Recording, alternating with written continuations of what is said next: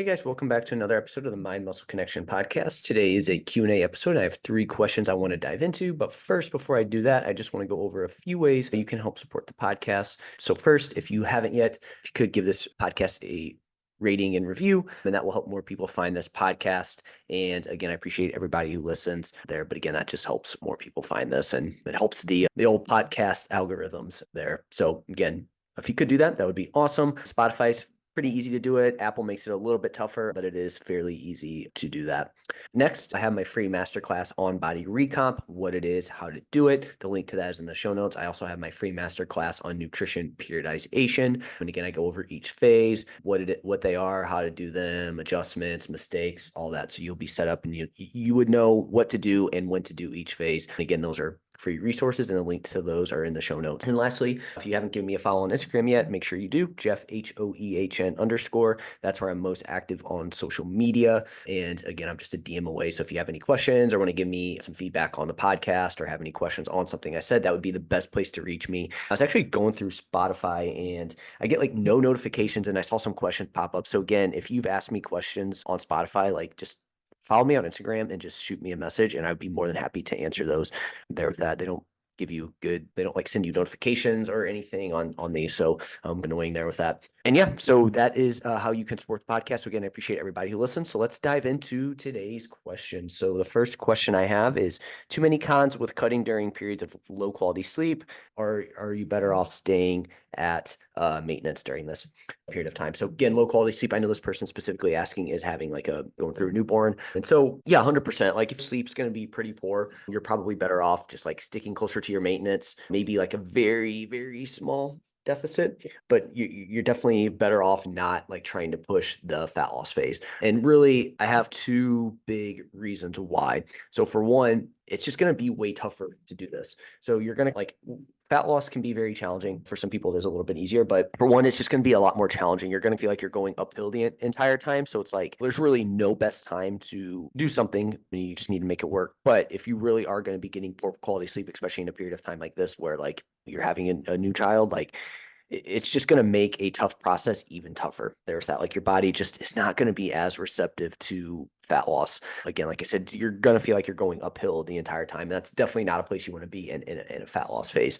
And some of these things that could be going on are going to be, one, higher hunger and cravings. That's going to be really the big thing here. Is that's going to be something that's really going to kill you here with that. Is just you're going to be hungrier. When we get poor sleep, we have this tendency to want to eat more highly palatable foods. And so again, if you also throw in a deficit on top of that, it's just going to make things even worse and harder to stick with. So if you're somebody that has some experience dieting, I could say maybe, but you have some guidance around it, maybe, but I still would caution on not like fat loss dieting during that period of time. Again, higher hunger and cravings are going to be the big thing here. What's the big reason people can't stick to a fat loss phase in general? It's usually hunger, right? Hunger is something that gets them to go off plan. So again, sleep is going to make that even worse when you're in a deficit. So that's the big one, right? Or not the big one, but that is one big piece here. Is it's just going to be a lot tougher to do. Second, you're at a higher risk of losing lean body mass. So there was a study, they looked at two groups. They both were in a calorie deficit. One slept for 5.5 hours, one ate, I think it was 8 and 5.5. And they both lost about the same amount of weight. However, the group that was sleep deprived lost more weight from muscle. Okay. So you're at a higher risk of lean body mass loss when you are in a calorie deficit. So if you are able to actually get and stay into a calorie deficit when you have like this period of time, you're also going to be, from a body composition standpoint, yeah, you'll lose weight, but what that weight is made up of is not going to be, you're just going to be, more of that weight that you're losing is going to be from lean body mass, which we do not want. Okay. And this is again going to be for multiple reasons. So one, losing muscle is going to lead to higher hunger levels as you diet down. So it's like now we have all these things like trickling down on top of them, right? So this is where somebody who they're like, hey, I need to lose weight. And then you look at their lifestyle and it's like they get poor sleep, they have poor diet quality. It's like, yeah, they can get their weight to go down, but now they're losing lean body mass. They're hungry because of that. They're hungry because they're in a deficit. They're hungry because they're not getting good sleep. So it's just like a ton of different things going on here. And because of that, because of those higher hunger levels, you have a higher risk of weight regain following the fat loss diet. So you end it, now you lost lean body mass. Now you're hungrier afterwards because you lost that lean body mass. And so you have a higher risk of weight regain. But then when you regain that weight,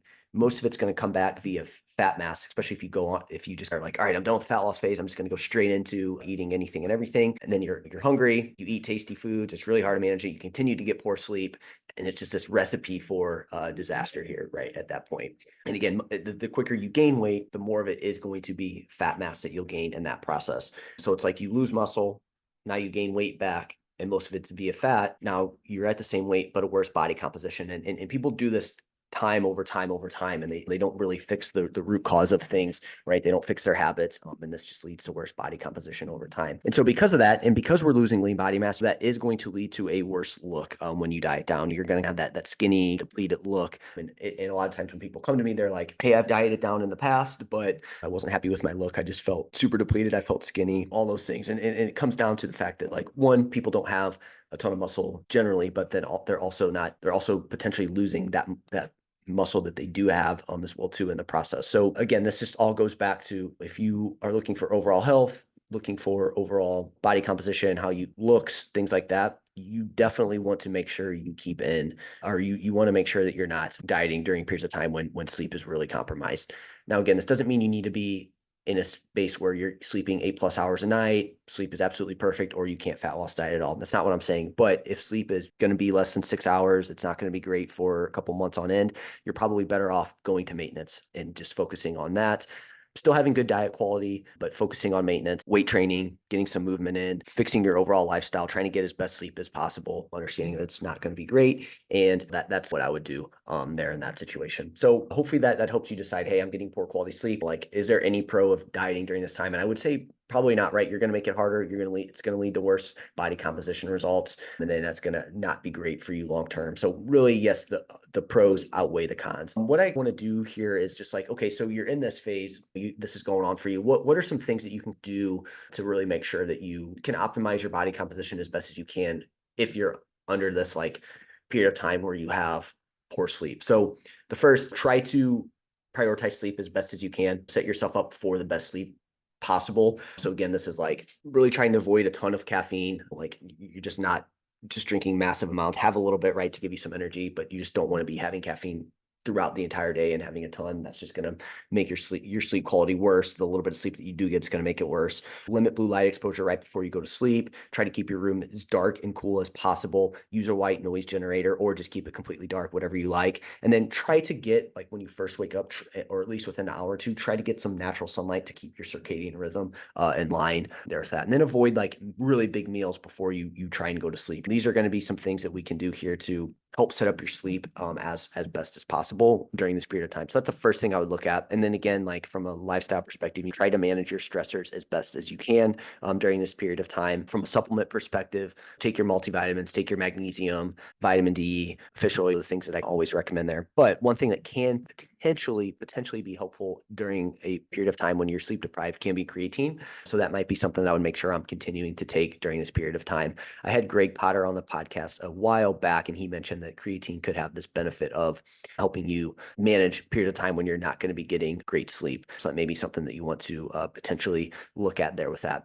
From everything, like from everything else, you get in as many resistance training days as you can. If it's only 2, then it's only 2. That's all you can do during that time. But we do want to make sure we do some sort of weight training during this period of time. Try to stay as active as you can. Try to get movement in when you can there with that. But it's ultimately going to come down to what you can stick to. So I think it's trying to get at least as many weight training sessions in as you can, and what you can feasibly commit to, the movement. But sleep's going to be, trying to set yourself up for the best sleep as possible is going to be something that I would do there with that. So I think some other things that you can potentially look at here is dialing back your nutrition goals and habits. Maybe you're not focused on tracking your calories and macros during this time. Maybe it's just, hey, you're focused a little bit more on minimum, but you're still making sure you're getting in fruit and veggie throughout the day. You're still trying to hit protein as often as you can there with that. So instead of going from 100% to 0%, like during this period of time, maybe you're 25 or 50%, but you're still doing something to move things forward here. But those would be the big things that I would focus on during this period of time. And maybe you just monitor your body weight as well too. Hey, just make sure it's not going crazy. You're not gaining a ton of weight weeks on end there with that. So that's how I would manage that period of time. Hopefully that is helpful and gives you some insight into how you would manage it there with that. All right. So second question is, does training experience impact the hypertrophy rep range? So again, hypertrophy being building muscle. So basically what this means is like, okay, so training experience being how long have you been training? So we have our beginners, we have our intermediates, and we have advanced. So would I change the rep range that I use based on that training experience. And no, the general thing is I don't see why this would change the rep range that you would need to be in. I still think the same principles apply, right? You could probably build muscle in a large rep range anywhere from 5 to 30 reps. Maybe we're biasing most of that training in the 6 to 12, 6 to 15 rep range, but we have this wide range so long as you're, getting relatively close to failure, you're overloading over time, you're doing enough training volume overall. I don't see why, because you're an advanced versus a beginner, you should be in different rep ranges. I guess I would say, as I'm saying this, the only thing I would add to this would be like, okay, maybe a new person to the gym, we're not doing a super beginner. We're not doing like sets of like 5 or 6, right? We're not going like super, super heavy with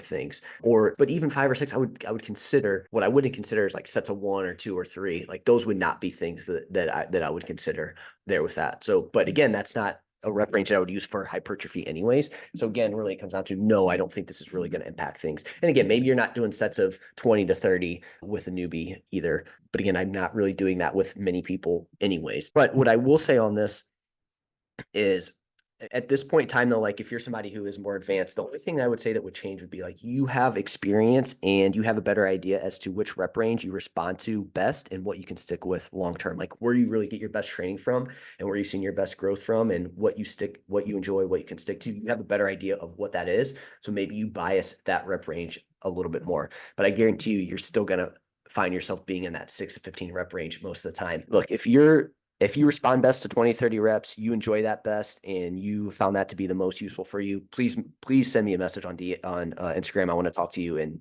I got to hear this. I got to hear what that looks like and how you came to that conclusion. Because yeah, I don't think anybody. I will be shocked if I get a message saying, "Oh yeah, I that's my favorite rep range. That's where I work best in."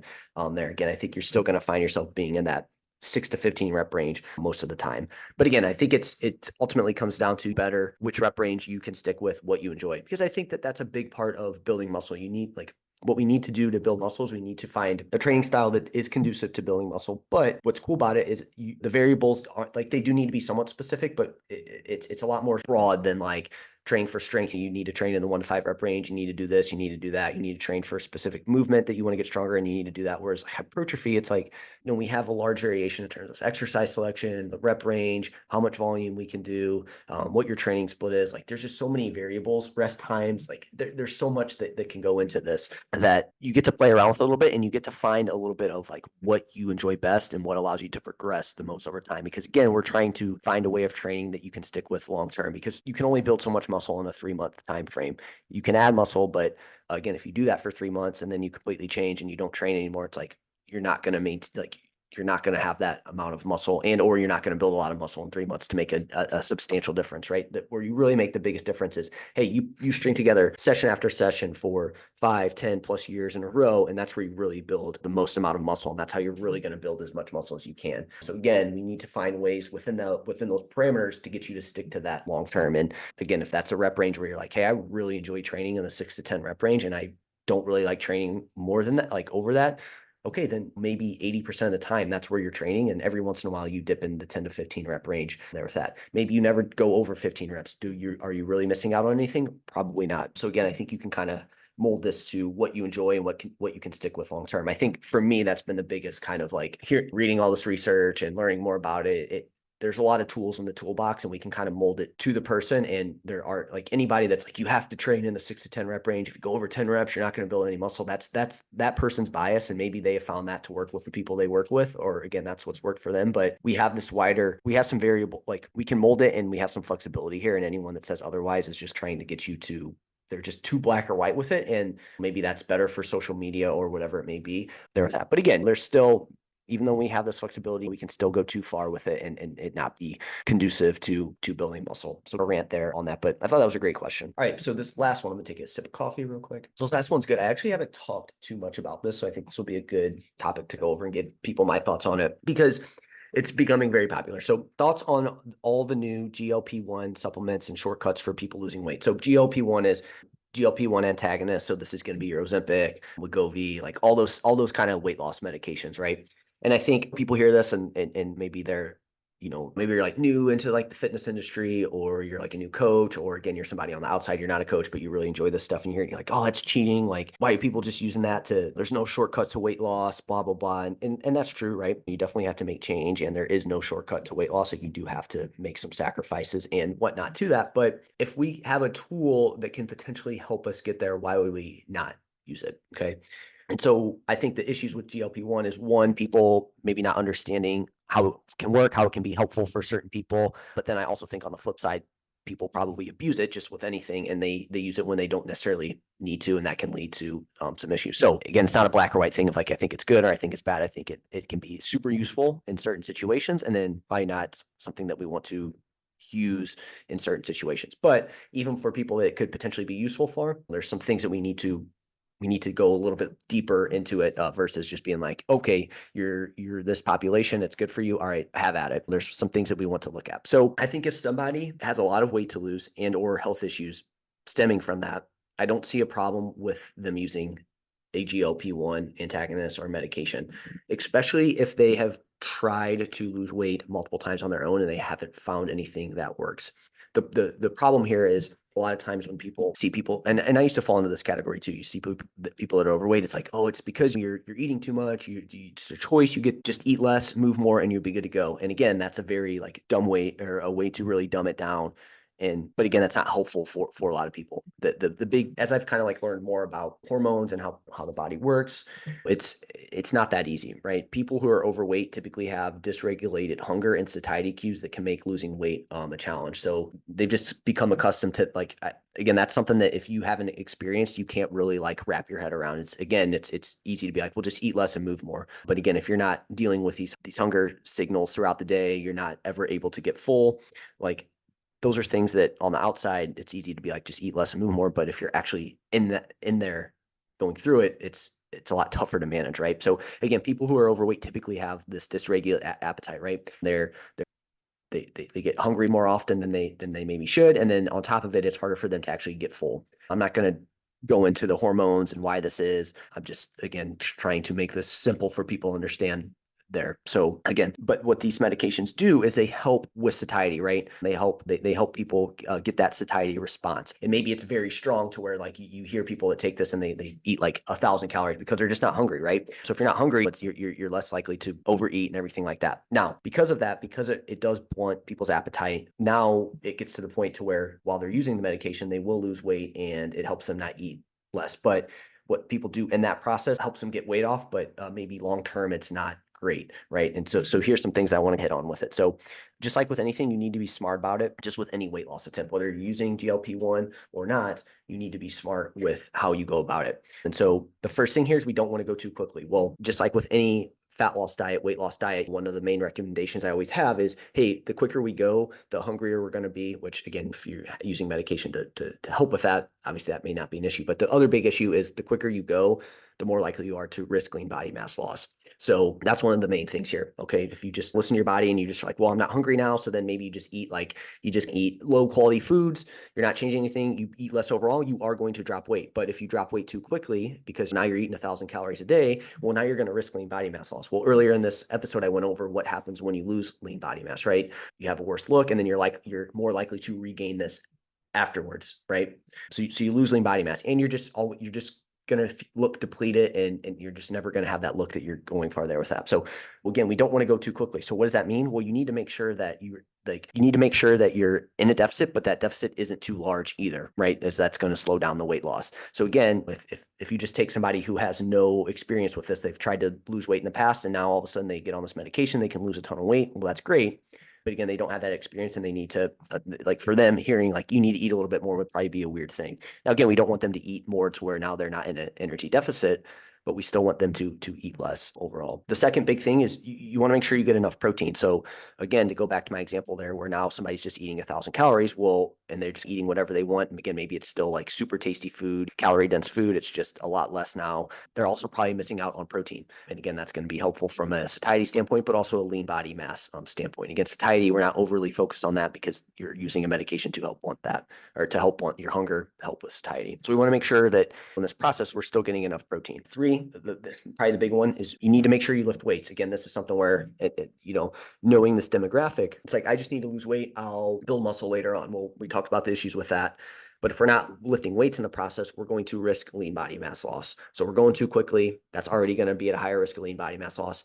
Not getting enough protein, that's another risk of lean body mass loss. We're not weight training, that's another risk. So if we can at least weight train, that's at least going to help offset some of that. And then lastly, the big issue is, again, not focusing on diet quality. Well, hey, I can, I don't have to make any changes. I can just rely on this. They don't make any changes to their nutrition habits. And so now they're missing out on many vitamins and minerals that are going to help them feel better in this process. So people do this and then they go off of it and they don't wean off. They just go straight off of it and boom, what happens? They didn't learn anything. And now they go back to eating the same way. Now they don't have that hunger and satiety managed anymore. And then boom, that's where you see the stories of people's weight coming back on. So basically, to sum this up, I think it's important, like this would never be something I'd be like, no, you shouldn't use this. Like if it's the right situation, you need help lose weight, like you need, like use this. It can be helpful, but you still need to make sure you're doing things in the process that are going to help set you up not only now, but long-term as well too. And I think that's where people will be like, well, it doesn't work because people just lose the weight and then they gain it all back. Well, it's again, because of what they did in the process. So, and again, the other kind of like